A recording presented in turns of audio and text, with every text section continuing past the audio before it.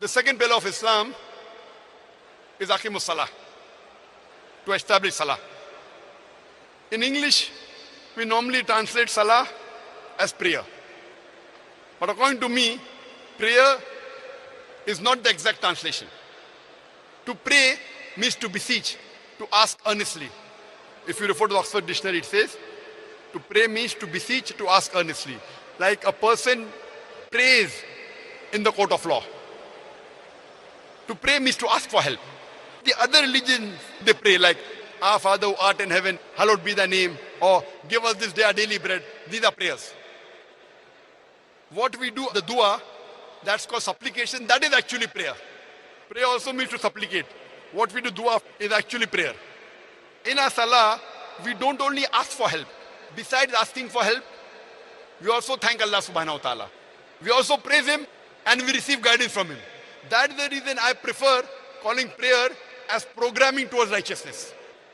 It's a sort of programming. And Allah says in the Quran in Surah Ankabut, chapter number 29, verse number 45, Utlu ma uhiya ilayka minal kitabi, waqimi salata, inna salata, tanha anil fahsha'i wal munkar. Recite of what we have revealed to thee, my inspiration, and establish salah. For salah restrains you from shameful and unjust deeds. Quran says in Surah Ankabut, chapter 29, verse 45, salah restrains you from shameful and unjust deeds. It's a sort of programming. For example, if the Imam, after Surah Fatiha, may recite Surah Ma'idah, chapter 5, verse number 90, which says, Ya ayyuhalladhina amanu, O you believe, innamal khamru wal maisuru, most certainly intoxicant is gambling, wal ansabu wal azlamu, dedication of stones divinished by arrows, rijsu min amali shaitan. These are Satan's handiwork. Fajtanibu la'allakum tuflihun. Abstain from the handiwork that you may prosper. Here we have been programmed that you should not have alcohol, that you should not gamble, you should not do idol worship, you should not do fortune telling. We have been programmed. The Imam after Surah Fatiha may recite Surah Baqarah chapter 2 verse 188, which says, spend not your wealth on vanities, nor as bait for judges, in order to eat other people's wealth. That means bribing is haram in Islam. You are getting programmed in your salah that do not bribe. We Muslims, we offer salah 5 times a day. There are various verses talking about that. 2 verses are sufficient.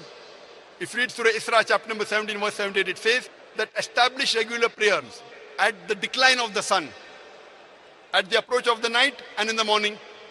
It's also mentioned in Surah Taha, chapter number 20, verse 130, that praise thy God before the rising of the sun, before the setting of the sun, and in hours of night. From these 2 verses, you can come to know a Muslim should minimum pray 5 times a day. Fajr, Zohar, Asr, Maghrib and Isha. Minimum 5 times a day.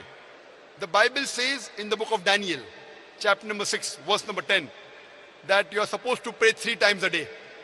Jesus Christ, peace be upon him, said you have to pray unseasonally. Means whenever you want to pray, pray as much as possible. When we Muslims enter the mosque, we take out our footwear. When we offer salah, we remove our footwear. This is a commandment given to Musa alayhi salam. It's mentioned in the Quran in Surah Taha, chapter number 20, verse number 11 and 12. That when Moses, peace be upon him, approaches the fire, he hears a voice. O Moses, I am your Lord. So in my presence, put off thy shoes, for thou art in the sacred valley of Tuwa. A similar message is even given in the Bible. If you read the Bible, it's mentioned in the book of Exodus, chapter number 3, verse number 5. Almighty God is saying to Moses, peace be upon him, draw not nigh hither, put off thy shoes from thy feet, for the place where thou standest is holy ground. The same message repeated in the book of Acts, chapter number 7, verse number 33. Almighty God is saying to Moses, put off thy shoes from thy feet, for the place where thou standest is holy ground. Because this was a commandment given to Moses, peace be upon him, we Muslims, we take off our shoes before we offer salah. But our beloved Prophet Muhammad also gave us permission to offer salah without footwear, as well as with footwear.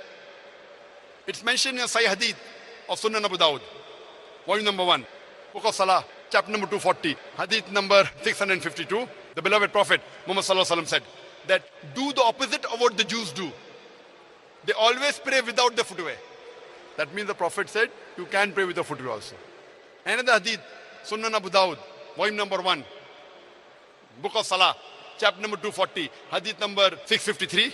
Amr ibn Shu'aib, he said on the authority of his father, that his grandfather said, he saw the Prophet pray barefooted as well as with sandals and shoes. So we Muslims, we can pray with our shoes on as well as without a footwear. Quran says in Surah Ma'idah, chapter number 5, verse number 6, Ya ayyuhalladhina amanu, O you believe, when you prepare yourself for salah, wash your face and your hands and arms up to the elbow. Rub your head with water and wash your feet up to the ankles. Wudu is compulsory for every Muslim before we offer salah. Doing ablution is compulsory for every Muslim before you offer salah, and this is also what is mentioned in the Bible. If you read the Bible in the book of Exodus, chapter number 40, verse number 31 and 32, it says, Moses and Aaron and his sons, they washed their hands and feet thereat before they entered the temple of congregation. And when they approached the altar, they washed as was commanded by the Lord. It's mentioned in the book of Acts, chapter number 21, verse number 26. Paul, along with the other men, the next day, he purified himself and entered the temple as was commanded.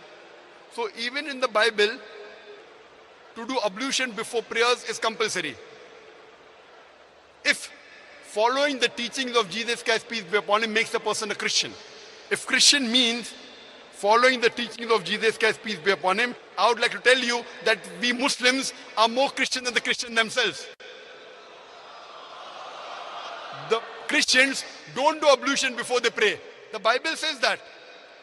Jesus Christ, peace be upon him, said you have to follow each and every law. So we do ablution, we do wudu before salah, but the Christian don't do. So if Christian means following the teachings of Jesus Christ, peace be upon him, we Muslims are more Christian than the Christians themselves. When the Christian enter the church, they don't take out the footwear. We Muslims as a whole, we take out a footwear when we go to the mosque. So if Christian means following the teachings of Jesus Christ, peace be upon him, I would like to tell you, we Muslims are more Christian than the Christians themselves.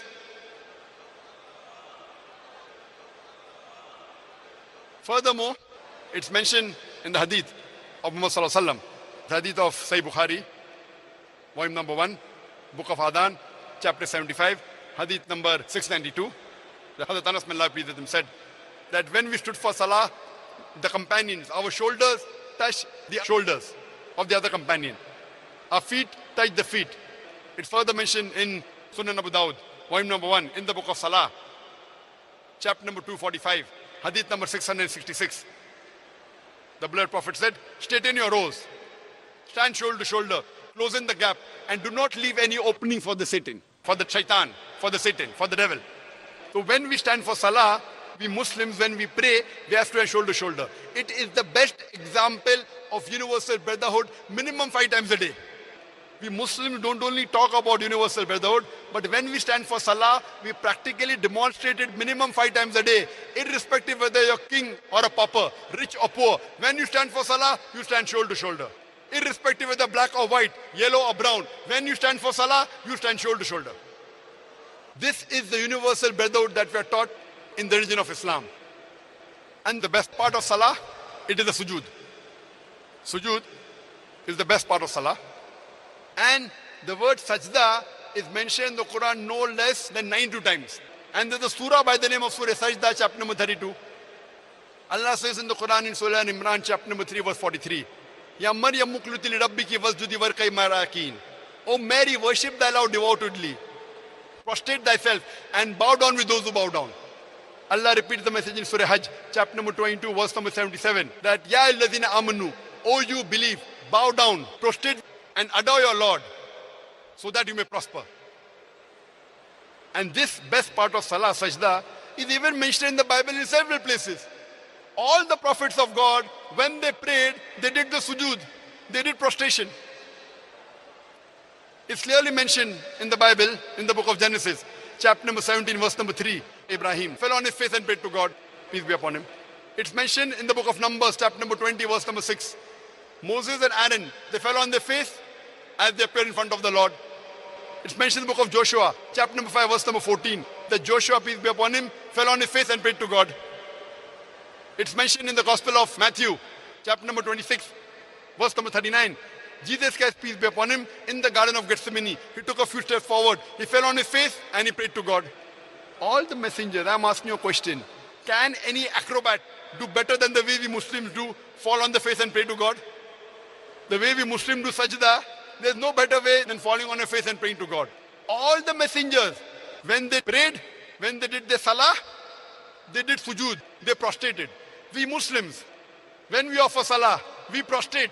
It's the best part of salah. We don't see the Christians prostrating. So if Christian means a person who follows the teachings of Jesus Christ, peace be upon him, I would like to say we Muslims are more Christian than the Christians themselves.